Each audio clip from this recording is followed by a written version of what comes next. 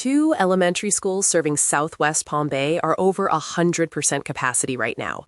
The middle school can't absorb projected students. Bayside High is at 90% and projected to cross 100 by 2027. And development proposals for thousands of new homes in those same attendance zones keep arriving at City Hall. The system designed to pump the brakes on that is called school concurrency. It is real, it does impose conditions on developers, but it has gaps. From the Palm Bear, the clearest example is the Lotis development proposal for March 2026. 1,372 units on 353 acres in southwest Palm Bay. Before the city could approve a preliminary plat, Brevard Public Schools had to issue a School Capacity Availability Determination Letter, a SCADL. And here is what the SCADL found. Sunrise Elementary, 101% capacity, projected to hit 117 by 2027. Westside Elementary, 105%, projected to reach 118 this year. Southwest Middle School, lacking sufficient capacity. Bayside High, 90%, projected to cross 103 by 2027. So the SCADL flagged the problem and imposed the condition.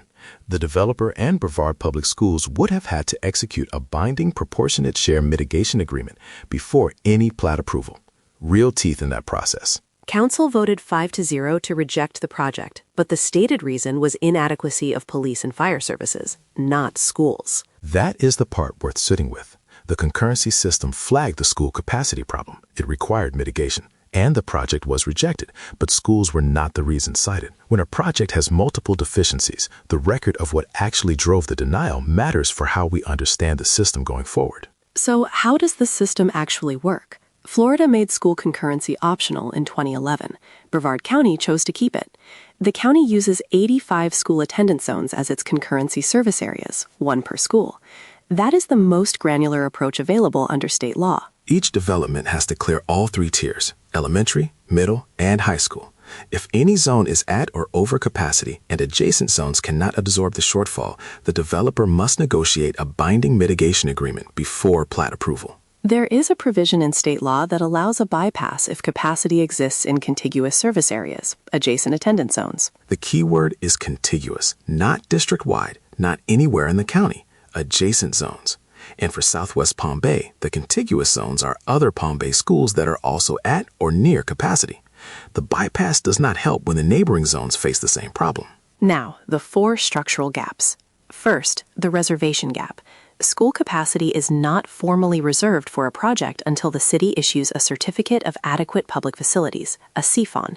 A favorable SCADL does not hold those seats. Which means multiple SCADLs can be issued against the same school zone at the same time. Several projects can get favorable findings before any of them reach the CFON stage. By then, the seats are already spoken for. Hillsborough County tracks this with live GIS mapping and reserves seats at preliminary plat. Orange County issues paid capacity reservation certificates. St. John's uses a 2-year reservation with an expiration date. Second, the annual reporting lag. Local governments report approved development data to the school district by October 15th each year. The development review table is updated using fall enrollment counts. That builds a 12-month lag into the data. So by the time a SCADL reflects recently approved projects, the numbers are already a year old. Third, the student generation multiplier. Brevard updates it on a 5-year cycle. The last update was 2022, using enrollment data from 2016 to 2021. Pre-pandemic data being used to project students from developments that will not open until 2027 and beyond. Flagler County recommends biannual updates. St. John's updates annually.